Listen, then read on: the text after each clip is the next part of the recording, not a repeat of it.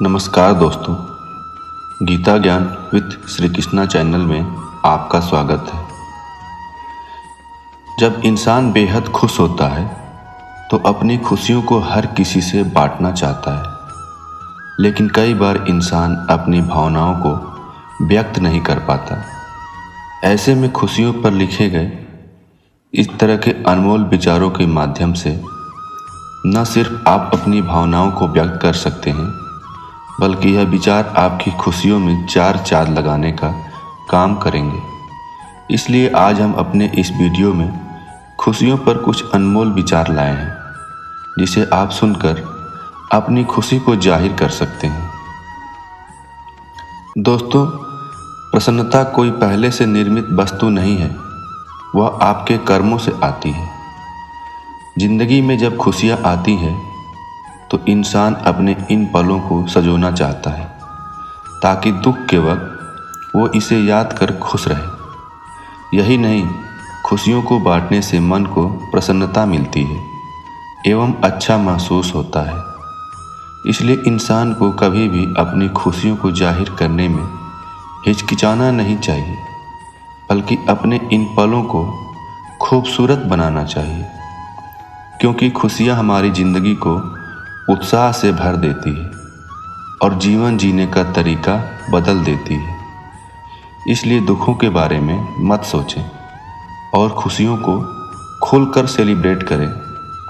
खुशियाँ बांटने में सागर के समान बनो, ताकि कभी भी आपको ऐसा न लगे कि खुशियाँ बांटने से आपकी अपनी खुशियाँ कम हो जाएगी। इस दुनिया में कई लोग ऐसे भी हैं जिन्हें दूसरों की खुशियाँ नहीं देखी जाती एवं वे दूसरे को खुश देखकर जलते हैं। ऐसे लोग अपनी ज़िंदगी में कभी सफलता हासिल नहीं कर पाते।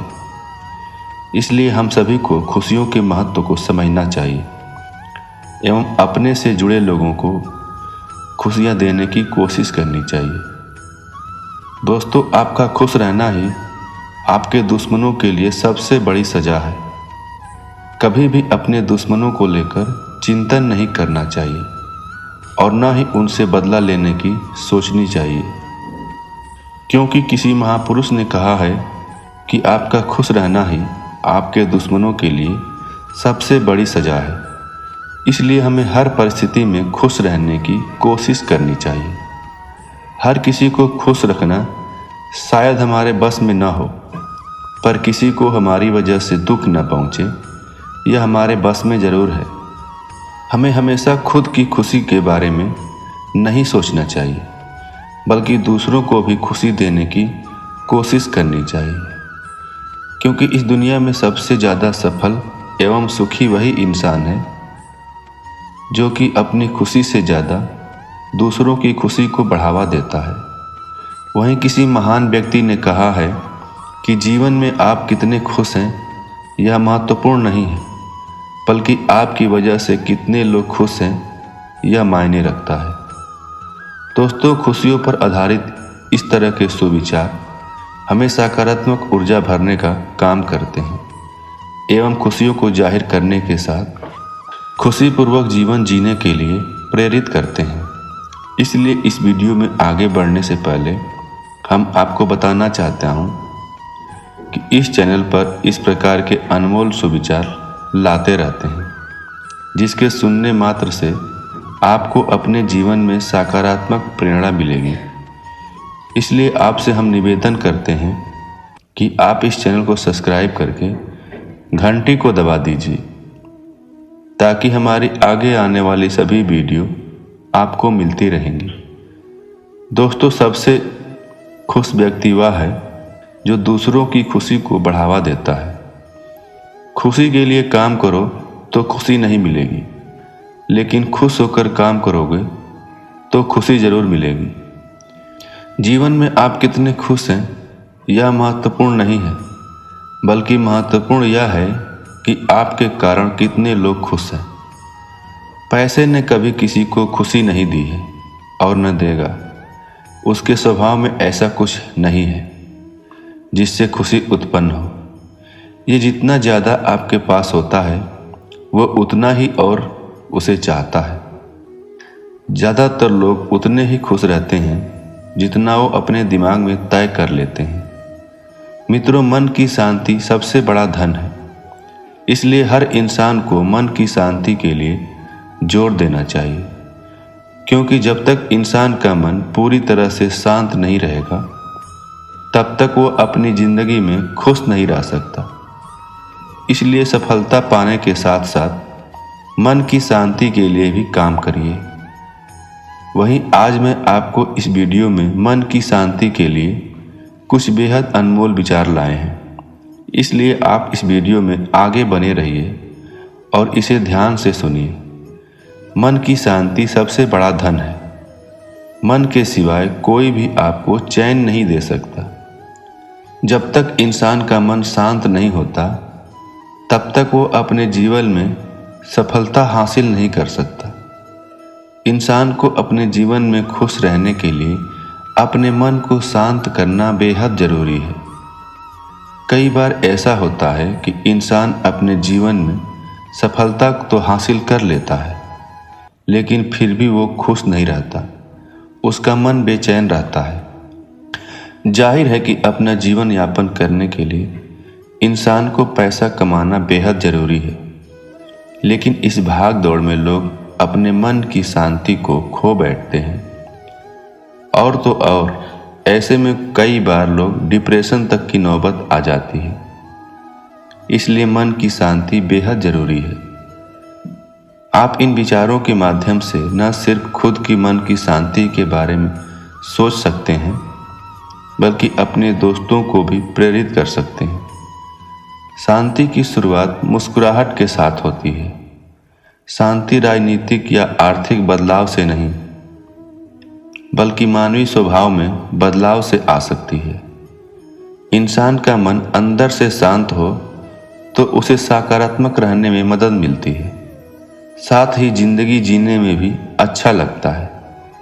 लेकिन अगर जब व्यक्ति अंदर से ही अशांत रहता है तो बड़ी से बड़ी कामयाबी पाकर भी वो खुश नहीं रह पाता। मन अशांत रहने से व्यक्ति अंदर ही अंदर परेशान रहने लगता है और उसका जिंदगी जीने के प्रति नकारात्मक नज़रिया हो जाता है। इसलिए हम सभी को मन की शांति के महत्व को समझना बेहद ज़रूरी है। मन की शांति पर आधारित यह सुविचार आपको अपने मन को शांत करने के लिए प्रेरित कर सकते हैं। जो लोग यह सोचते हैं कि पैसे कमाने से मन शांत हो जाएगा और उनकी ज़िंदगी खुशनसीब हो जाएगी, एवं वे सिर्फ अपनी सफलता पाने पर फोकस करते हैं एवं मन का शांत होना बेहद ज़रूरी नहीं समझते, ऐसे लोग एक समय के बाद सफलता के उच्च पायदान पर पहुंचने के बाद भी अशांत रहने लगते हैं। इसलिए इंसान को सफलता के साथ अपने मन की शांति पर भी महत्व देना चाहिए, क्योंकि किसी महान व्यक्ति ने कहा है कि किसी व्यक्ति के जीवन में मन की शांति राजनीतिक या आर्थिक बदलाव से नहीं लाई जा सकती है, बल्कि इसे मानवीय स्वभाव से बदला जा सकता है। शांति का कोई मार्ग नहीं है, बल्कि शांति खुद ही एक मार्ग है। अगर शांति चाहते हैं तो लोकप्रियता से बचिए। जीवन में मन की शांति का होना बेहद ज़रूरी है, क्योंकि अशांत मन इंसान के जीवन में नीरसता, दुख एवं नकारात्मकता भर देता है और इंसान की ज़िंदगी जीने की इच्छा तक खत्म हो जाती है। इसलिए अपने मन की शांति के बारे में सोचिए और खुद को पॉजिटिव रखिए, तभी वास्तव में ज़िंदगी जीने का मज़ा आएगा। जीवन में शांति से जीने के लिए दो ही तरीके हैं। माफ़ कर दो उन्हें जिन्हें तुम भूल नहीं सकते, भूल जाओ उनको जिन्हें तुम माफ़ नहीं कर सकते। शांति तब है जब समय के बीतने से फर्क नहीं पड़ता। शायद शांति को भी बहुत ऊंची कीमत पर खरीदा जा सकता है। शांति और न्याय एक ही सिक्के के दो पहलू हैं। सिर्फ शांति के बारे में बात करना पर्याप्त नहीं है, उसमें यकीन करना भी होगा। और सिर्फ यकीन करना पर्याप्त नहीं है, उस पर काम भी करना होगा। दोस्तों, आज हम आपको भगवान शिव और पार्वती की एक प्रेरणादायक कहानी सुनाते हैं। यह कहानी सुन लेने मात्र से आपका जीवन धन्य हो जाएगा और इन बातों को अपने जीवन में अनुसरण करने से आपका जीवन खुशियों से भर जाएगा। तो आपसे निवेदन है कि आप इस कहानी को अंत तक सुनें। इस कहानी को बीच में आधा अधूरा छोड़कर आप भगवान शिव का अनादर मत करिए। तो चलिए कहानी शुरू करते हैं। एक बार भगवान शिव और माँ पार्वती हरिद्वार में भ्रमण कर रहे थे। माँ पार्वती ने देखा कि सहस्त्रों मनुष्य माँ गंगा में स्नान कर हर हर गंगे कहते हुए चले जा रहे थे, लेकिन सभी मनुष्य अभी भी पाप परायण लग रहे थे। माँ पार्वती भगवान शिव से पूछती हैं, प्रभु, क्या अब गंगा मनुष्य के पाप धोने में समर्थ नहीं रही? प्रभु ने पूछा, पार्वती, आपने ऐसा सवाल क्यों किया? माँ पार्वती कहती हैं, प्रभु, इन सभी मनुष्यों के पापों का अंत क्यों नहीं हुआ? भगवान शिव मुस्कुराते हुए कहते हैं, पार्वती, गंगा तो अभी भी सर्वसमर्थ है, लेकिन इन सभी ने पाप नाशनी गंगा में स्नान किया ही नहीं। माँ पार्वती विस्मित होकर बोली, प्रभु, अभी तो गंगा में स्नान कर इन लोगों के शरीर भी नहीं सूखे और आप कह रहे हैं कि इन्होंने पाप नाशनी गंगा में स्नान नहीं किया। भगवान शिव ने कहा, पार्वती, मैं कल तुमको इस बात का भेद बताऊंगा। अगले दिन प्रातः बारिश होने लगी और सभी रास्ता पानी और कीचड़ से भर गए। भगवान शिव एक वृद्ध का रूप बनाकर एक गड्ढे में बैठ गए कि मानो वह उसमें गिर गए हैं और उनसे वृद्धावस्था के कारण निकला भी नहीं जा रहा है। उन्होंने माँ पार्वती को समझा दिया कि आप गंगा स्नान कर आ रहे हैं। सभी मनुष्यों को सुनाकर कहना कि मेरे पति इस गड्ढे में गिर गया है। मेरे पति सर्वथा निष्पाप आत्मा है और कोई निष्पाप पुण्यात्मा ही उनको बाहर निकाल सकती है। अगर कोई व्यक्ति निष्पाप है तो मेरे पति को बाहर निकालने के लिए हाथ लगाए, लेकिन अगर कोई निष्पाप नहीं हुआ तो उसका शरीर जलकर भस्म हो जाएगा। माँ पार्वती अब गड्ढे के पास बैठ गई और सभी को सुनाकर कहने लगी, हर कोई सुंदर स्त्री को प्रलाप करते हुए देखकर रुक जाता है। एक सुंदर स्त्री को वेदना में देखकर हर कोई उनकी मदद के लिए तैयार हो जाता है, लेकिन जैसे ही वह वृद्ध वेशधारी भगवान शिव को बाहर निकालने के लिए हाथ बढ़ाने लगते हैं, माँ पार्वती तुरंत उन्हें टोक देती हैं। वह कहती हैं, मेरा पति सर्वथा निष्पाप आत्मा है और कोई निष्पाप पुण्यात्मा ही उनको बाहर निकाल सकती है। अगर तुम निष्पाप हो तो मेरे पति को बाहर निकालने के लिए हाथ बढ़ाना। मैं तुम्हें पहले ही चेतावनी दे देती हूँ कि अगर तुम निष्पाप नहीं हुए तो तुम्हारा शरीर जलकर भस्म हो जाएगा। इतना सुनते ही हाथ बढ़ाने वाले हाथ पीछे कर लेते, क्योंकि उनको लगता था कि हमने जीवन में कभी भी तो पाप किया ही होगा। दूसरे उनके मन में आता कि इस बुढ़े के लिए क्यों अपनी जान जोखिम में डालना है। इस तरह सुबह से लेकर संध्या हो गई। हजारों लोग स्नान कर चले गए, लेकिन किसी ने वृद्ध को निकालने की हिम्मत नहीं की। शाम के समय एक युवक हाथ में लोटा लिए हुए वहां से गुजरा। माँ पार्वती उनको भी अपनी व्यथा सुना दी।